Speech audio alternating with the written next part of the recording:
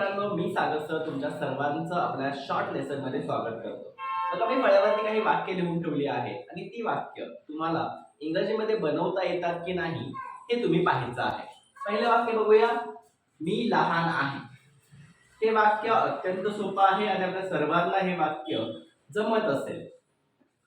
तर हे वाक्य आपण असं बोलतोय, मी लहान आहे, आय एम स्मॉल. जर तुम्हाला हे देखील वाक्य येत नसेल तर थोडंसं आपल्याला विचार करायची गरज आहे.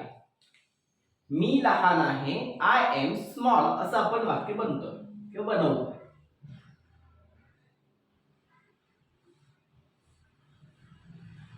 तू बाहेर होतास. थोडा वेळ घ्यायचा आहे आणि मग हे वाक्य आपल्याला जमतंय की नाही ते आपण पाहायचं आहे. तू बाहेर होतास. काही विद्यार्थ्यांना हे वाक्य जमलं असेल, त्यांनी ते वाक्य सांगितलं देखील असेल. तुम्ही ओरली सांगायचा प्रयत्न करायचा आहे.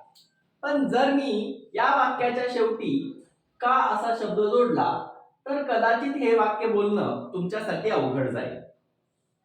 तू बाहेर होतास, यू वर आउटसाइड असं वाक्य आपण बोलत असतो.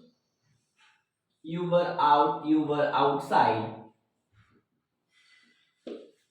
परंतु आपण जेव्हा याचा प्रश्न तयार करतोय, तू बाहेर होतास का, तेव्हा आपल्याला हे जे सुरुवातीचा जो शब्द आहे यू, याचं जागा बदलायची, याचं स्थान बदलायचं आहे. मग काय करावं लागेल आपल्याला?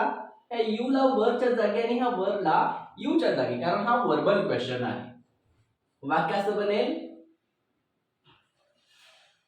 Were you outside.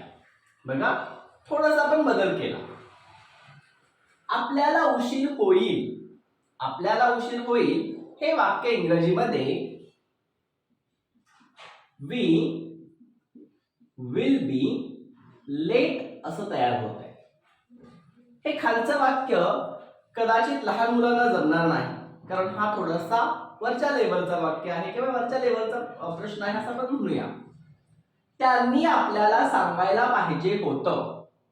बघा, जर तुम्ही 8वी 9वी मध्ये असाल किंवा मोठे विद्यार्थी असाल किंवा शिक्षक असाल आणि तुम्हाला जर या प्रकारचे वाक्य जमत नसेल तर आपल्याला ऍडव्हान्स इंग्रजी शिकण्याची गरज आहे.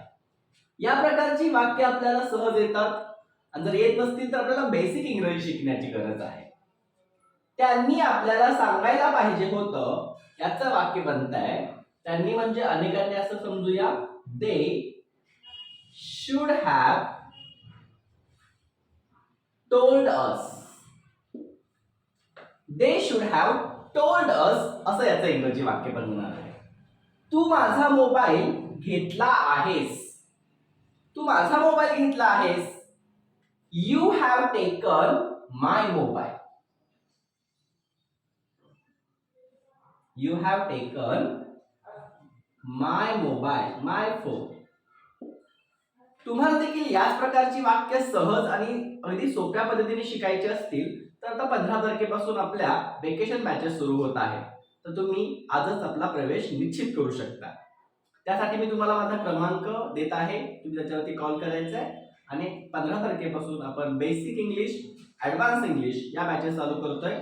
तुम्ही जर लहान असाल किंवा तुम्हाला पहिल्यापासून इंग्रजी शिकायचं असेल तर बेसिक इंग्लिशचा परिपूर्ण कोर्स तुमच्यासाठी आहे.